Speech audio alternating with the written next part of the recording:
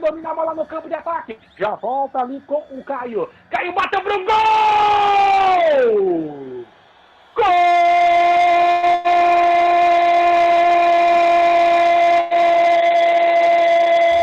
Golaço! Caio! É gol da veterana! Na batida do Gabriel, bateu com raiva, bateu de fúria, bateu bonito. O Rafael Roubalo foi vencido, não pode fazer nada. Na primeira chance real da Caldense, o time sai na frente, 1-0 pro Verdão. Richard Baluta. Que golaço, hein, Jota? Que golaço, hein? Bateu com consciência no ângulo o atacante da equipe da Caldense. Muito bem, um golaço. E agora a Caldense vai igualando o Uberlândia em pontos, né? Vai chegando a 7 pontos com essa vitória. Da Caldense para fazer a cobrança do lateral. Já feita a cobrança, 46 minutos. Primeiro tempo, permanece vencendo a equipe da Caldense por 1-0. A bola já viaja no campo de ataque. Ali vai. Ih, rapaz! Falhou a zaga do Uberlândia! Olha a Caldense chegando, bateu!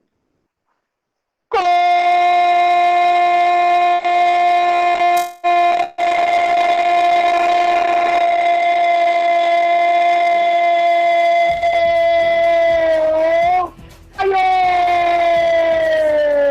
É gol da Caldense! A defesa do Uberlândia bateu cabeça. O Caio acreditou, insistiu, persistiu e não desistiu e botou a bola no fundo do gol. Roubalo. 46-50. A Caldense faz o segundo gol. 2-0. Um balde de água fria daqueles gelados para a equipe do Uberlândia, Richard. É, né? Falha feia ali do sistema defensivo da equipe do Uberlândia, né? Não pode tocar dessa forma.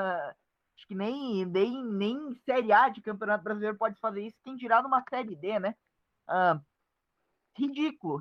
Acho que a palavra é essa. O sistema defensivo da Uberlândia falhou feio ali e proporcionou, basicamente, deu os pés, deu tudo que o atacante da equipe da Caldense queria, o Caio Ribeiro, para chegar ali e meter pro gol. 2-0 para a equipe da Caldense e o jogo... Olha, eu não diria que o jogo está definido de maneira nenhuma, mas a gente tem mais 45 minutos aí no segundo tempo para a equipe do Uberlândia tentar o empate, tentar chegar um gol e quem sabe o outro em cima. Mas assim, vai ter que remar. A equipe do Uberlândia vai ter que jogar muito mais bola do que jogou no primeiro tempo. Sai o Uberlândia no campo de ataque, domina a bola na velocidade, tocou na frente entre as canetas ali, voltou. Tentou ganhar na primeira, vai tentar chegar na segunda. Faz o cruzamento curto. Olha o Uberlândia! Gol!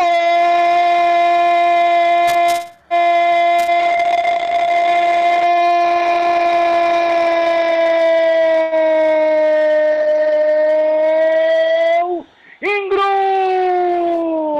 É gol do Uberlândia! E era o que o Richard falava no intervalo. O Ingro pouco apareceu no jogo. E já apareceu agora colocando a bola no fundo do gol da Caldense.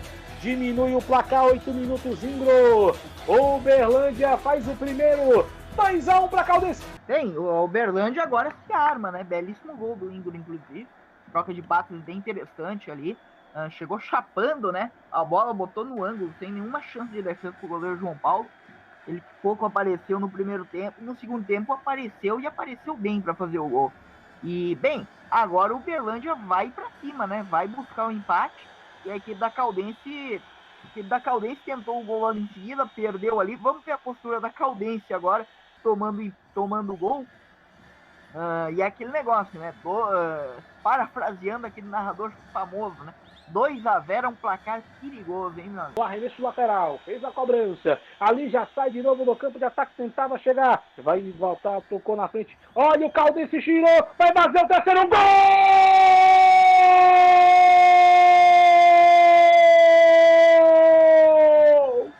É gol da Caldense de novo!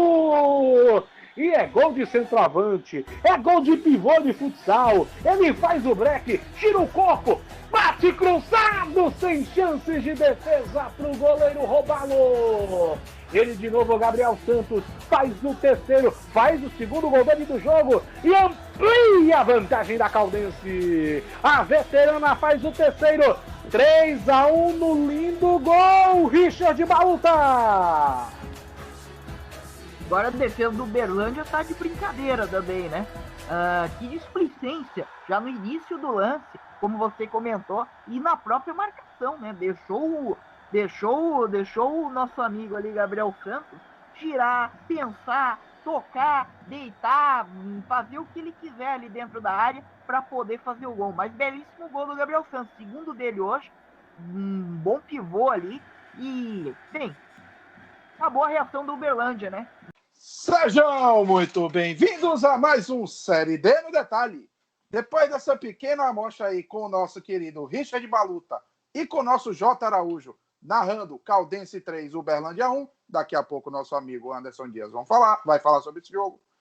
Nós temos aqui o nosso review da rodada. Comigo, o maior boliviano do mundo, Daniel Dalense, o grande Deco e Richard Baluta para fazer todo o review. Então vamos já começando.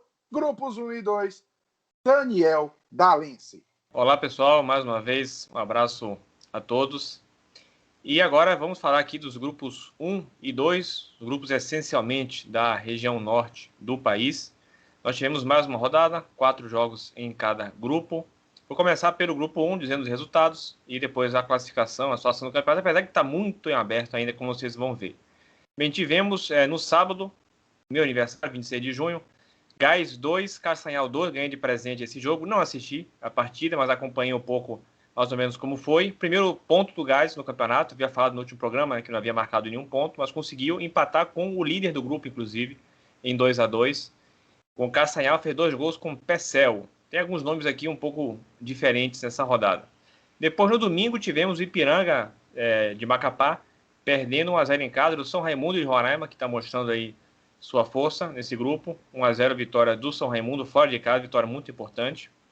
Depois tivemos o Penarol vencendo por 2-0 o Galvez. Penarol teve todo aquele problema no último jogo com o Fast, agora conseguiu vencer 2-0, gols de Railson e Diego Vitor.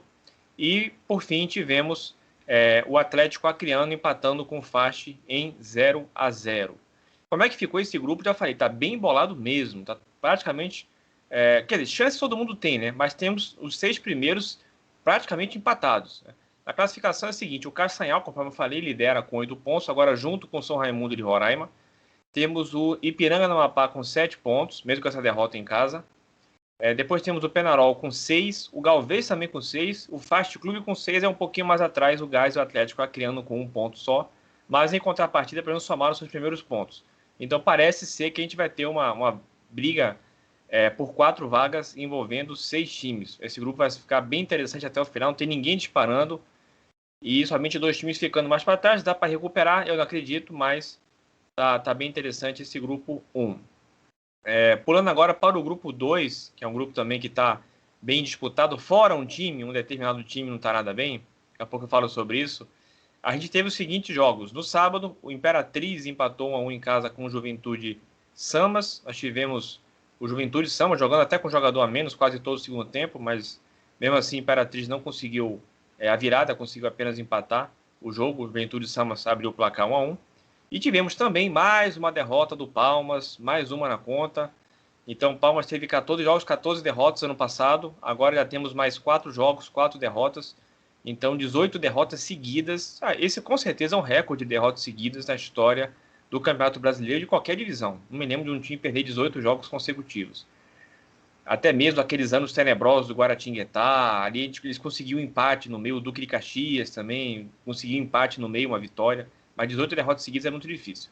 Bem, o Palmas perdeu em casa para o 4 de julho, 2-1. Primeiro gol de bombado, mas de bombado esse time não tem nada, né? Ou pelo menos depois acabou a bomba no segundo tempo e o 4 de julho conseguiu virar com Marcelo Souza e Jânio. O 4 de julho que eu coloquei como grande candidato à classificação nesse grupo.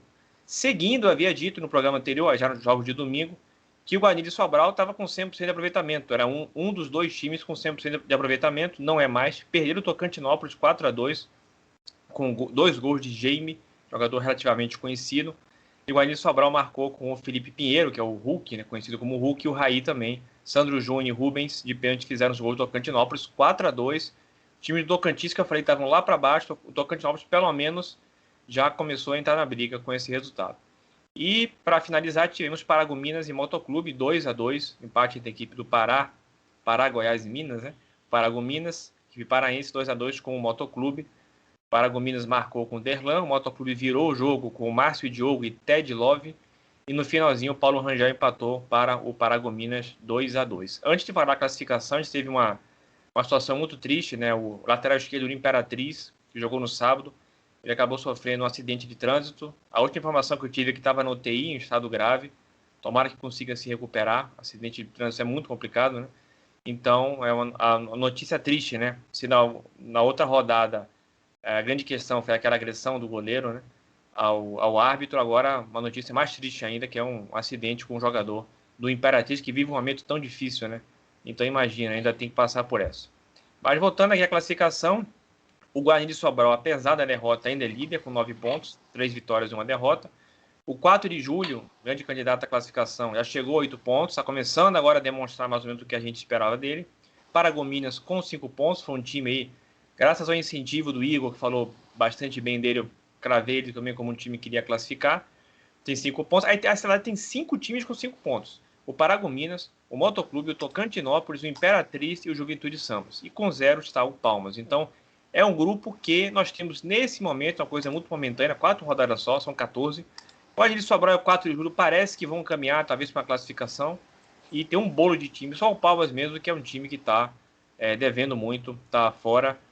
E o Tocantinópolis, sinceramente, está na briga, porque o Tocantinópolis não enfrentou ainda o próprio Palmas, né?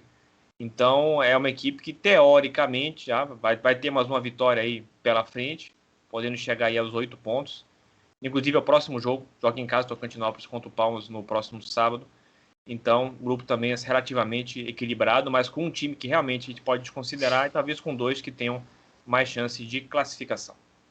Esse Tocantinópolis e Guarani de Sobral, inclusive, teve 3 gols de pênalti, 2 do Tocantinópolis e 1 do Guarani. Foi um negócio assim bizarro. Mas vamos passar para o grupo A3 agora. No grupo A3 são 5 jogos para se falar, porque teve um jogo atrasado semana passada que ocorreu no meio da semana. Eu falei semana passada que Souza e Campinense decidiram o estadual e a Raposa foi campeã. Agora uma vitória do Dino, 3-2, um jogo muito bom. No primeiro tempo acabou 1-1.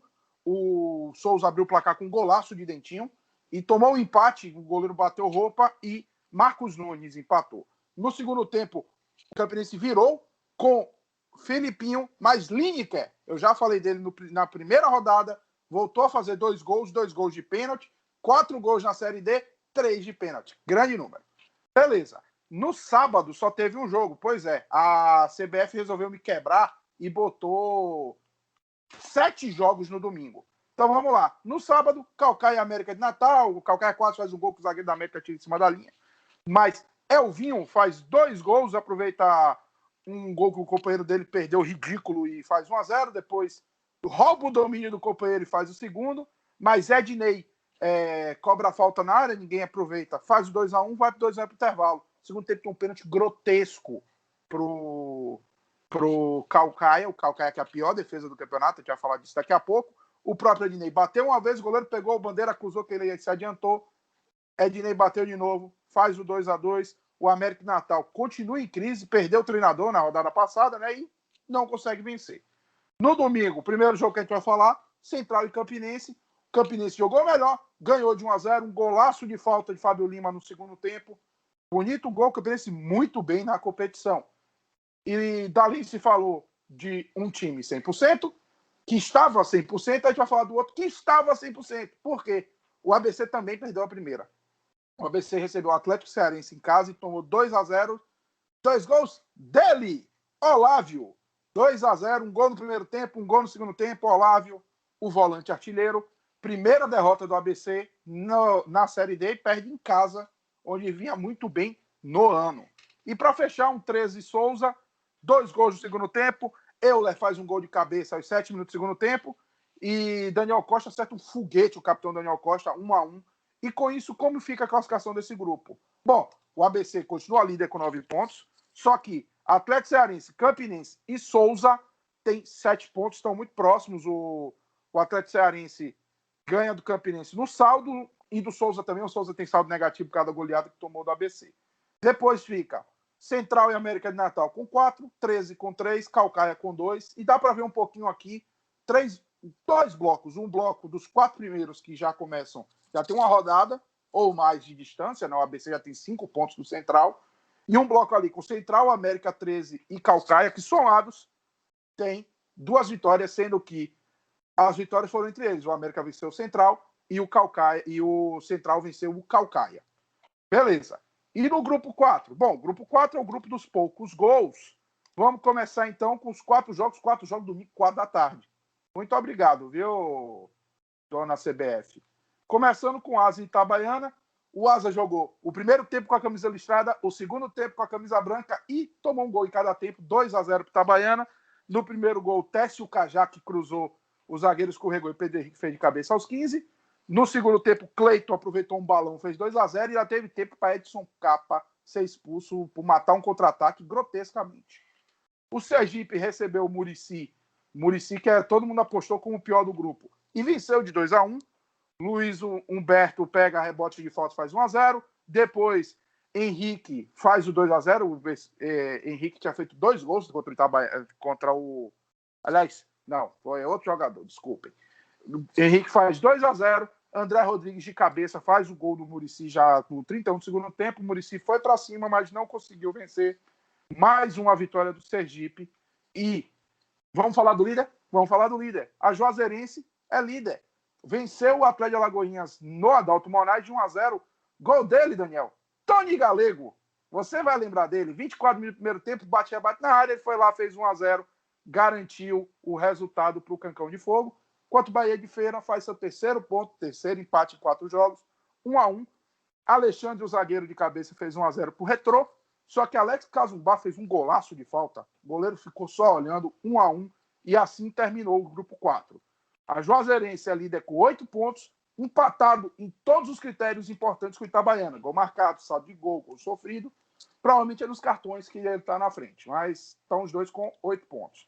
O Retrô e o Sergipe tem 7. O Asa tem 4, o Muricy, o Bahia de Feira tem 3. Muricy na frente pelo número de vitórias, já que ganhou uma partida. E o Atlético de Alagoinhas, muito mal, somente 2 pontos. E pode-se ver aqui também 2 blocos, um bloco já Juazeirense, Retrô e Sergipe, que já tem uma rodada de diferença para o Asa, e Muricy, Bahia de Feira, Atlético de Alagoinhas muito mal lá embaixo. Lembrando que ainda tem aí o Atlético de Alagoinhas e Bahia de Feira, por exemplo, que um deles pode se recuperar e tentar entrar no bolo. Mas é isso dos grupos 3 e 4. Vamos passar para o nosso Mineirinho. Ô, Deco, fala aí dos grupos 5 e 6, por favor. Bom, vamos lá então, né? Começando pelo grupo 5 e com um jogo surpreendente, né? O Gama em casa tomou 3-0 do Nova Mutum do Mato Grosso. Gustavo Nogi fez o gol primeiro aos 5 minutos, o Abner ampliou aos 38, o Abner estava estreando pelo Nova Mutum, e o Romário no segundo tempo fez o terceiro aos 32 do segundo tempo. É curioso que, né, o Gama começou vencendo, né, o Jaraguá, mas que o Jaraguá saca pancada do grupo, mas depois não ganhou mais nenhum jogo, né, empatou 1, perdeu 2, e pelo jeito, né, vai ficar difícil aí pro Gama. O time foi sensação na última Série D, né, essa é uma das melhores, se não a melhor campanha da primeira fase, depois acabou caindo, né, até por problemas salariais. E esses problemas devem continuar afetando, né? Porque o Gama é um time pouco competitivo, né? Tem o Felipe Menezes como camisa 10 e o centroavante Hugo Almeida, que também é bastante rodado, inclusive Série A, Série B, com a camisa 9, mas muito pouco aí. Pelo jeito, acho que não vai ter muita vida longa nessa Série D. O Goianésia foi até Rondônia e venceu o Porto Velho 1-0. Gol de Flávio Gabriel aos 41 do primeiro tempo. Também, ainda sobre os goianos, né? Tivemos um jogo entre goianos. Aparecidense e Jaraguá. E a Aparecidense venceu pelo placar mínimo, gol de Lelo aos 3 minutos do primeiro tempo. E para fechar, o jogo mais surpreendente para mim, né? O Brasiliense tomou virada do União Rondonópolis fora de casa lá no Mato Grosso, né? O Zé Love, aquele, abriu o placar aos 12 do primeiro tempo. Mas ainda no primeiro tempo, o União virou com o Odail Júnior aos 24 e aos 42 com o Eltinho, né? E manteve esse placar 2-1. A situação do grupo é que a Aparecidense e União Rondonópolis dividem a liderança aí, né, com 8 pontos. E aí vem o Brasiliense com 7, com seu primeiro tropeço. E aí já começa a ver coisas surpreendentes, né? O Goianésia, que investiu pouco para a Série D, já aparece com 6 em quinto lugar. O Nova Mutum, também muita gente não dá muita fé no time matogrossense. Está no G4 com 6 pontos. É grande decepção, Gama, né? Com 4 apenas, sexto colocado. Já 3 jogos sem vencer. Porto Velho e Jaraguá estão ali nas últimas posições, não devem complicar muito, não devem brigar, então a briga deve ser entre esses 6 primeiros times mesmo. E aí vamos aguardar aí para ver se o tradicional Gama consegue melhorar, né, e se pode acontecer alguma zebra. Já no grupo 6, que é o grupo dos times mineiros, né, são 4, e eu vou falar dos outros jogos e deixar o Richard falar do Caldense e Uberlândia, já que ele estava aí na narração, né? Começando com em Patrocínio, né? Um jogo entre mineiros também, que foi Patrocinense e Boa Esporte. O Alanderson abriu o placar para Patrocinense no primeiro tempo aos 43. Aí o Lucas Coelho empatou de pênalti para o Boa. Aquele Lucas Coelho que é revelado no Grêmio. Aí o Raul também, né, no lateral direito, fez 2-1 para o Boa, e Lucas Coelho, já aos 44 do segundo tempo, fechou o placar. O Boa vai a 7 pontos, né? Tivemos também a vitória tranquila da Ferroviária contra o Rio Branco, lá na capital capixaba, com um gol de Bruno Leonardo, zagueiro, no primeiro tempo, e no segundo tempo, 2 gols do jovem Júlio Vitor, promessa aí da Ferroviária, que vem despontando essa Série D, fez 2. Final 3-0, a Ferroviária que tropeçou feio na estreia, né? Perdendo de 3-0 em casa para o Uberlândia, mas que já engata 3 vitórias seguidas, e assim como na temporada passada, parece que vai sobrar mesmo no grupo, né? E também tivemos um jogo, né? O Águia Negra contra o Rio Branco e Venda Nova, jogo no Mato Grosso do Sul.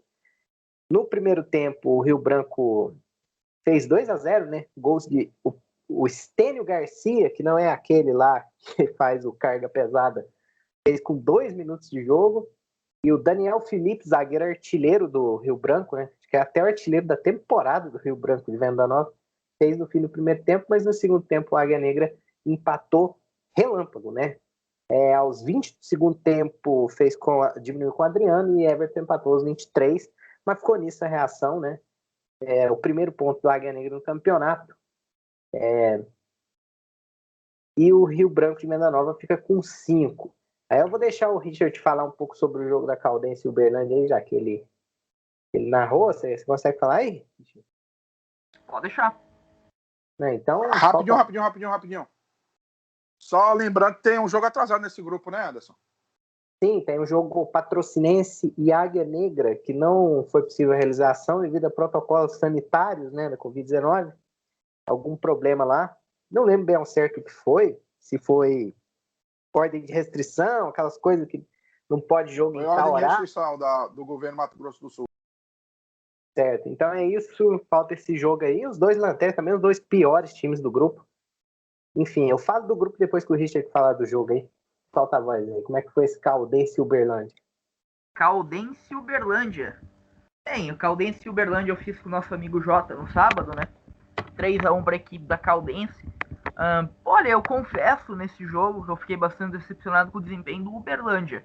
Uberlândia que vinha invicto no grupo, né? Tinha feito 7 pontos em 3 jogos. E nesse jogo foi muito mal, especialmente. Um jogo que foi muito fraco tecnicamente, principalmente no primeiro tempo, apesar que 2 dos 3 gols saíram no primeiro tempo, né? O primeiro gol foi um golaço do Gabriel Santos, ele pega de primeira de fora da área, numa falha defensiva do Uberlândia e abre o placar. E depois, daí foi um show de horrores o segundo gol, porque a zaga, o sistema defensivo do Uberlândia falha novamente e deixa o Caio Ribeiro, inclusive, que não é aquele, é outro, dominar e tocar na saída, fazer o 2-0 para a equipe da Caldense. E daí particularmente, o jogo estava acabado, né, em teoria. Mas aí no segundo tempo, logo ali no comecinho do segundo tempo, né, logo aos 7 minutos do segundo tempo, o Ingro, centroavante da equipe do Uberlândia, vai lá e faz o gol do Uberlândia, deixa 2-1, o Uberlândia começa a pressionar bastante, pressionou bastante ali, só que logo a pressão morreu, né, porque o Gabriel Santos, mais uma falha do sistema defensivo da equipe do Uberlândia, faz o terceiro gol. Gabriel Santos, que foi o nome do jogo, inclusive, não só pelos gols, como tendo a melhor atuação individual entre os 22 jogadores que entraram em campo, né? E ficou basicamente nisso, 3-1 para Caldense que se reabilita na competição. É bom falar disso, começou muito mal, né? A competição, não vinha tendo tido um bom desempenho, apesar de ter somado 4 pontos ali em 3 jogos. Mas nesse jogo especificamente foi muito bem a equipe da Caldense, que soma 7 pontos inclusive, e se eu não estou enganado, se catapultou lá para a ponta do grupo, né? A equipe não? Quarto lugar. Mas de qualquer forma, entrou no G4 a equipe da Caldense. E quando a Uberlândia, né? A Uberlândia que também estava bem desfalcado nesse jogo, não tinha o do Anderson, não tinha mais alguns jogadores ali, a equipe do Vaguinho Dias, e acabou realmente não conseguindo fazer frente, uma partida bem ruim da equipe do Uberlândia. É aquele jogo para ligar o sinal de alerta, né? A equipe do Uberlândia faz um bom início, mas não pode esquecer que, querendo ou não, é um dos azarões a classificar nesse grupo.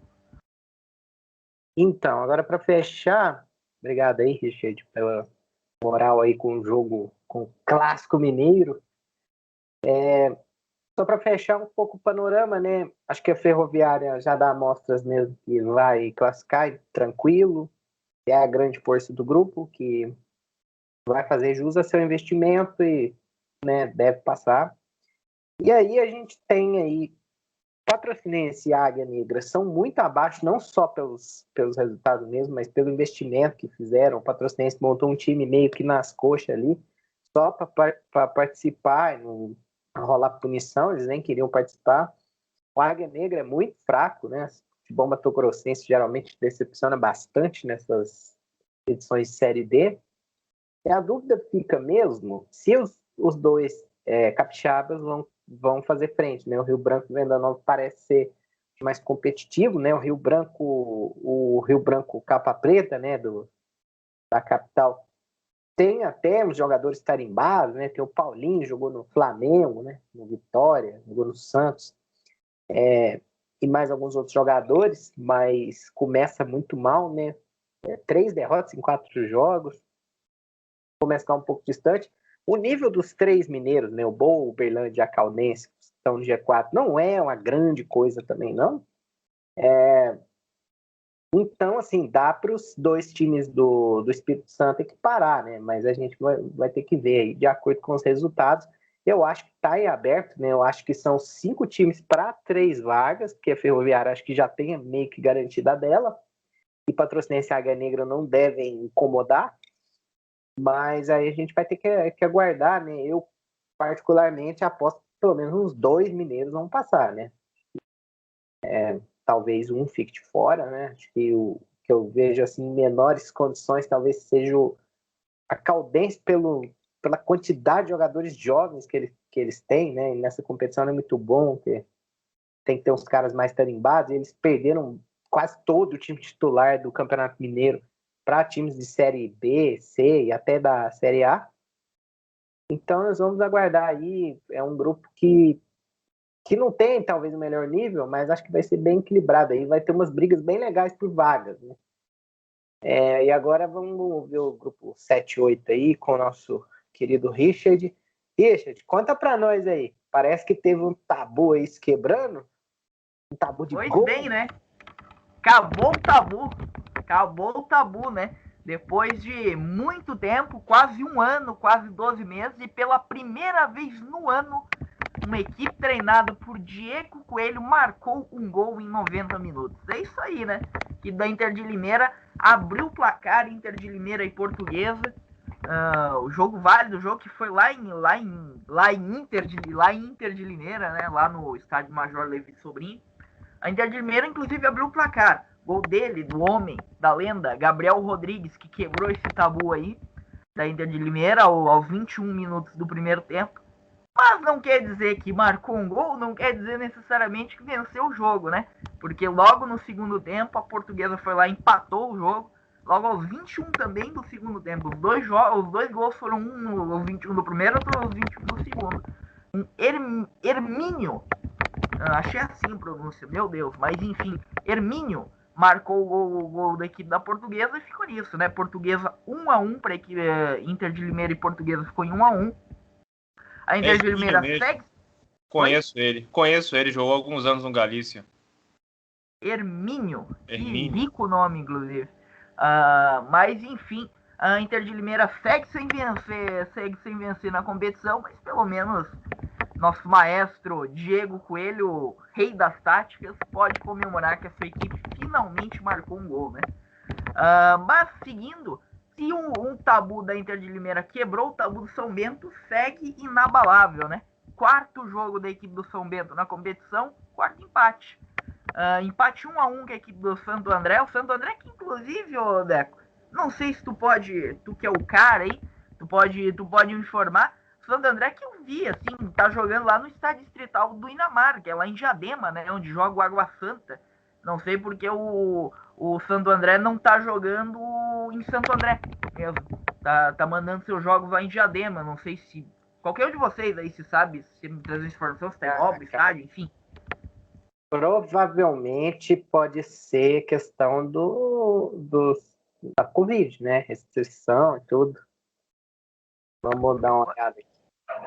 Pode ser, enfim, eu vou seguindo aí você para me trazer informação, mas enfim, lá no distrital do Inamar, no covil do Água Santa, né? Santo André empatou aqui com o São Bento, quarto empate do São Bento. É impressionante como o São Bento empata jogos. Já tinha sido assim no Campeonato Paulista, inclusive, foi uma enormidade de empates, que inclusive fez que a equipe do São Bento fosse rebaixada, né? E na Série D segue o tabu, né? Os caras só conseguem empatar jogos, e todos eles não conseguem seguir o resultado. É impressionante essa equipe do São Bento. Quer falar, ô Deco? Sim, só para confirmar a informação, o estádio Bruno José Daniel está em reforma, estão trocando o gramado, vão colocar um gramado sintético, inclusive, ó, tapetinho lá no Santo André. Vai imitar o Bahia de Feira, hein? Vai imitar o São José, muito provavelmente. O estádio distrital de Inamar foi cedido pelo Água Santa sem custo nenhum. Beleza, então. Mas seguindo, é isso daí. O São Bento segue empatando, Tá ficando difícil ver do São Bento, inclusive. São Bento que tinha alguma projeção, contratou o Paulo Roberto Santos ali. Queria realmente... Eu vi que o discurso realmente era o discurso de tentar subir, mas empatando tanto assim, a não ser que o São Bento empate todos os jogos da primeira fase e vai empatando até o final aí, ganhando jogos nos pênaltis, o que é virtualmente quase impossível, né? Mas enfim, seguindo o outro jogo desse grupo que teve gols, foi lá no estádio Moça Bonita. O Bangu 0, Boa Vista 2. O Bangu segue sem vencer na competição. O Bangu que não vence o jogo desde a primeira rodada da Taça Guanabara, que quando venceu lá em Moça Bonita o Macaé, depois daquele jogo, acho que venceu por 2-1 na época, se eu não estou enganado. Depois daquele jogo não venceu mais nenhum jogo. E foi interessante esse jogo. O jogo em si, tecnicamente, não foi grandes coisas, mas foi o duelo dos professores, né? Na casa-mata do Bangu tava o Felipe, aquele ex-Vasco, e na casa-mata do Boa Vista tava o Leandrão, aquele também ex-Vasco, né? Então, duelo interessante, deu Boa Vista. O Boa Vista venceu com certa tranquilidade, esse equipe do Bangu, que é bem fraco, inclusive. Os 2 gols saíram ainda no primeiro tempo. O Jefferson Renan fez o primeiro gol e depois o Luiz Felipe fez o segundo gol da equipe do Boa Vista. Ficou nisso, Boa Vista 0-2, né? Bangu 0, Boa Vista 2. Boa Vista que segue bem na competição, inclusive, que assumiu a liderança com esse resultado. E por fim, o último jogo. O jogo que acho que nem os parentes dos jogadores provavelmente viram esse jogo. Cianorte 0, Madureira 0, lá no estádio Albino Turbay, que gramado é maravilhoso lá no Albino Turbay, deve ter a altura do gramado aqui de casa, muito bom o gramado, inclusive, e ficou nisso, né, 0-0, o jogo dispensa comentários, inclusive. Quarto empate do Cianorte também, hein? Quarto empate do Cianorte, é outra equipe que não venceu na competição e segue empatando. Ô, Richard. Oi. 2 coisas. A vitória do Bangu foi em Nova Friburgo, comando do Macaé. E esse jogo, Bangu e Boa Vista, eu fiz. O Bangu teve umas 3 boas chances, mas só criou isso. O resto que teve foi todo o Boa Vista em cima, mas finalizando pouco. O primeiro gol foi Jefferson Renan aproveitando um toque, deu um toquinho na saída do goleiro, um chute horrível de Marquinhos. Já o gol de Luiz Felipe foi lindo. Ele pegou na lateral direita, driblou 3, acertou um chutaço. Segundo tempo, inverteu, o Bangu tentou pressionar, mas você sabe como é que é, né? Se o Bangu pudesse, pegaria ali Felipe, dava a camisa e botava ele para jogar, porque o time, meu Deus.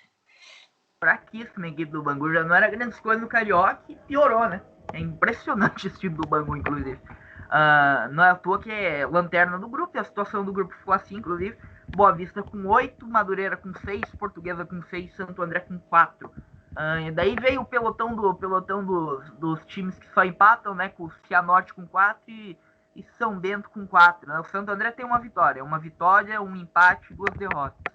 E daí vem o Inter de Limeira com 3 pontos e o Bangu lá na lanterninha com 2 pontos. Assim, vendo a projeção do grupo em 4 rodadas, né, aproveitando até a deixa dos amigos ali, fizeram isso também. Bangu e Inter de Limeira não devem criar grandes expectativas nesse grupo. Assim, a equipe do Inter de Limeira é bem fraca. E a equipe do Bangu, meu Deus, a equipe do Bangu, Deus me livre, né? E assim, deve classificar Boa Vista. O Boa Vista acho que vai. Boa Vista e Madureira. Assim, Madureira também é uma equipe um pouco melhor. Então devem se classificar com certa tranquilidade. Deve ficar uma briga ali entre os 3 paulistas, Portuguesa, Santo André e São Bento, e o Cianorte, né? Então, basicamente é isso. Vamos pro grupo 8, então, para fechar? Posso dar meu pitaco aí? Pode? Eu dei uma pesquisada também nesses times do grupo 7. E acho que eu vou discordar um pouquinho, que eu acho que tirando o Bangu, que não investiu nada pro Carioca, montou um time cheio de jogadores assim, aqueles caras que jogam a 2ª, 3ª divisão do Rio, e que dispensou vários. O Bangu tá jogando com um time quase de base, time quase sub-20. Tirando o Bangu, acho que todo mundo tem chance de classificar, um grupo bem ruim mesmo. Assim. Um time melhorzinho, assim, questão de potencial, acho que é o Cianorte, Português, Boa Vista. No resto, tá tudo a mesma laia. O grupo 8 tá assim, ó.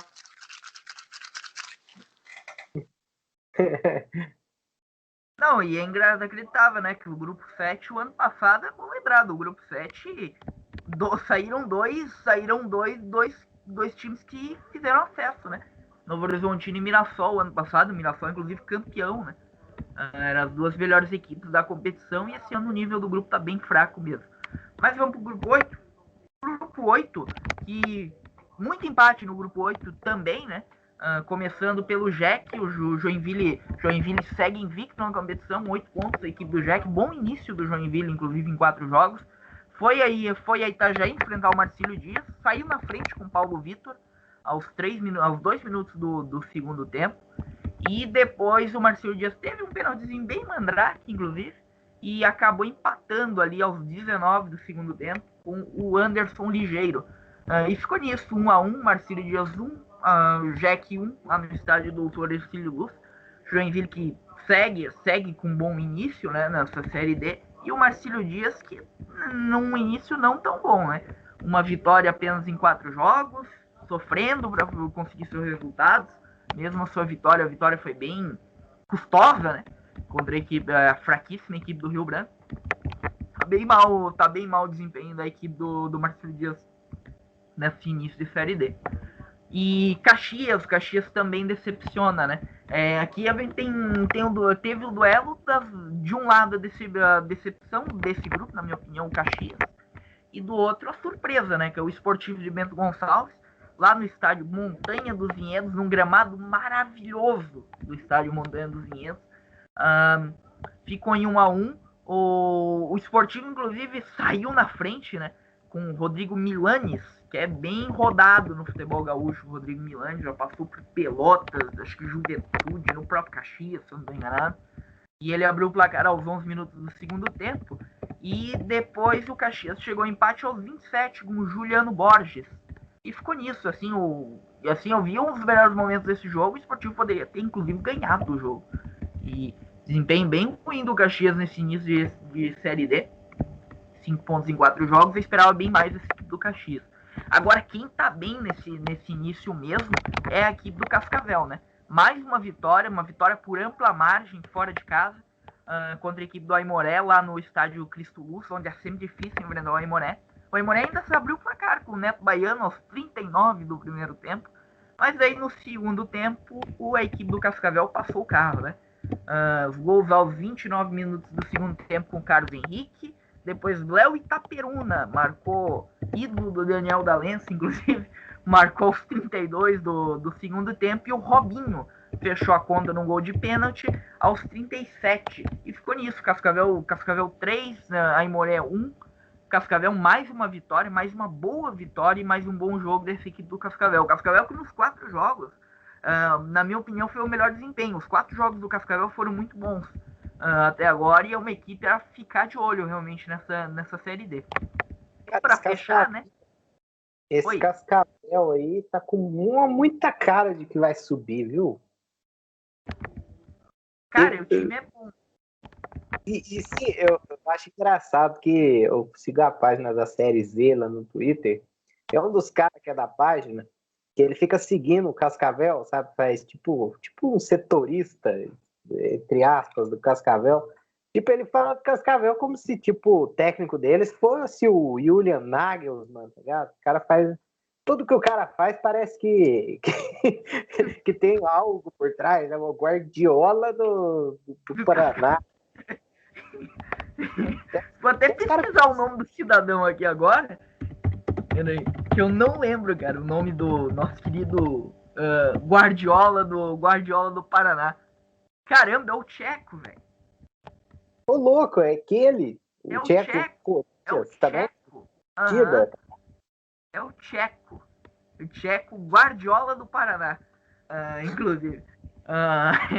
Mas para seguir o último jogo horrível, vou comentar só isso. Lá no estádio João Marcato, o Juventus de Jaraguá, que na minha opinião eu achei até que o Juventus ia surpreender, mas tá surpreendendo negativamente, né? Empate horroroso contra a equipe do Rio Branco do Paraná. Que é fraquíssima, essa equipe do Rio Branco. A equipe do Juventus não conseguiu sequer ameaçar, cara. O jogo bem ruim mesmo da equipe do Juventus. Poderia ter perdido em casa pro Rio Branco. Lá no João Marcato, e ficou nisso, 0-0, jogo bem ruim. E a situação do grupo é a seguinte: o Cascavel com 8 pontos, o Jack com 8 também ali, as duas equipes lideram o grupo, empatados. Depois vem um surpreendente Esportivo de Bento Gonçalves com 6 e o Caxias com 5, fechando o G4, empatado em pontos com o Marcílio Dias, que também vem quinto ali logo em seguida. E daí vem um pelotão, né? O Aimoré com 4 pontos em 4 jogos, a Juventus de Araguá e o Rio Branco com 2 pontos. Dando até o palpitômetro aí, acho que o Deco já falou bem, o Cascavel deve classificar, é um bom time esse equipe do Cascavel, nosso querido Guardiola do Paraná, o Tcheco. Joinville surpreende, inclusive, o Joinville deve ser uma das equipes que vai brigar por vaga também, tá jogando bem, que é a equipe do Jack. Daí, assim, eu acredito que a vaga eu ainda acredito que as vagas devem ficar com Caxias e Marcílio Dias, mas não descartaria a equipe do Esportivo. O Esportivo é bom mandando seus jogos lá no estádio Montanha dos Vinhedos, muito por causa que faz valer o mando de campo, né? Estádio aquele negócio, o gramado é horroroso do Montanha dos Vinhedos, então se aproveita disso essa equipe do Esportivo para somar pontos lá. Mas desculpa, mas o gramado do estado do Aimoré, do Rio Branco, do Marcílio Dias, não deve ser exatamente, né, um Allianz Arena, um Wembley. Não, mas é aquele negócio, né? Obviamente que tem que ter um pouquinho de qualidade individual, mas o esportivo tá fazendo valer o seu mando de campo, essa equipe do Esportivo, né? Mas o Aimoré foi comentando ali também para fechar, o Aimoré deve brigar por vaga nesse pelotão ali junto com Caxias, Marcílio Dias, com o próprio Esportivo, acho que deve, assim, num resumo geral, acho que deve classificar Cascavel e Joinville e deve brigar por 2 vagas, Esportivo, Caxias, Marcílio Dias e Aimoré. Juventus de Jaraguá e Rio Branco, principalmente, são 2 equipes mais abaixo que não devem incomodar, principalmente o Rio Branco. O Rio Branco eu acho que é fora de cogitação cogitar o Rio Branco passando de fase nesse grupo. E basicamente é isso. Minha parte fechou. Bom, primeira coisa é incrível, né? Richard falou mal do Joinville. Joinville tá muito bem. Richard falou bem do Juventus de Araguá e Marcílio Dias e os dois estão uma porra. Segundo, Richard, será que pelo menos dá pra plantar uva nesse estádio do Esportivo? Olha. Não. A coisa tá tão boa que o gol do Caxias, a bola parou, estilo o gol do Juventude contra o Flamengo. Mas vamos fechar o programa. A gente tem uma coisinha antes para fechar o programa. Vamos passar aqui por enquanto melhor e pior. Melhores campanhas: Guarani de Sobral, ABC e Ferroviária, os 3 vitórias, 1 derrota e 9 pontos. Pior campanha, que surpresa, o Palmas, 0 pontos, o único time que ainda não pontuou na Série D. Melhor ataque são 3 times: Atlético Cearense, Campinense e Boa, cada um com 9 gols. As melhores defesas, Aparecidense e Boa Vista, que só sofreram 1 gol. Então, todos os times já sofreram gols na competição. Pior ataque: Asa, Atlético de Alagoinhas, Jaraguá, eles, a Inter de Limeira e o Rio Branco, que só fizeram 1 gol na competição. A pior defesa do Caucaia, que já buscou 12 bolas na rede, foi o único time que tomou mais de 10 gols na Série D. Coisa linda.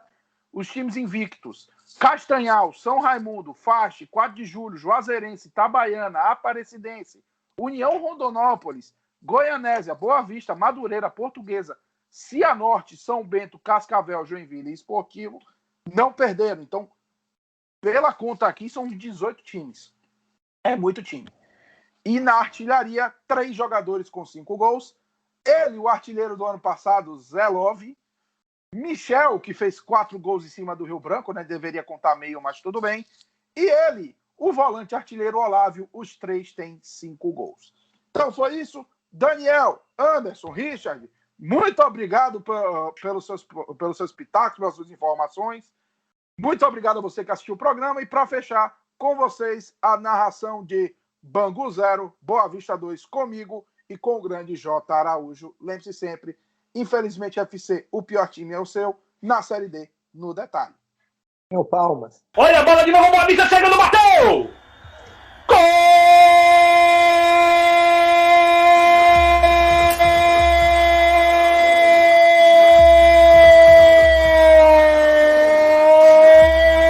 Jefferson Renan! É gol do Boa Vista! Na persistência do time da região dos Lagos. Foi pressionado pelo Bangu. O Bangu pressionou. Mas tem aquele velho ditado: quem não faz, toma. Quem não faz, leva. O Jefferson Renan bota a bola no fundo do gol. Pra delírio da galera verde e branca. Gol de centroavante, gol de oportunismo. Bota a bola no fundo do gol de Isaac. 42, primeiro tempo. O Boa Vista sai na frente. Boa Vista 1. Bangu 0, Thiago Trindade. Mais um chute torto de Marquinhos. Dessa vez Jefferson Renan estava esperto. Finalmente o Boa Vista acertou a direção do gol, né? Tava precisando, já era o time que tinha mais posse de bola, era o time que cercava mais. Agora conseguiu converter em gol. Bangu levou muito susto, mas é o Boa Vista que sai com 1-0 no placar. Pelo volume de jogo, merecido. Pelas chances criadas, não. Mas futebol não é merecimento, é bola na rede. 1-0 pro Boa Vista. Vamos ver se dá uma melhorada também no jogo, né? Que Tava faltando isso, tava faltando um golzinho pra gente ouvir. E vem uma vista para o gol lá! Gol!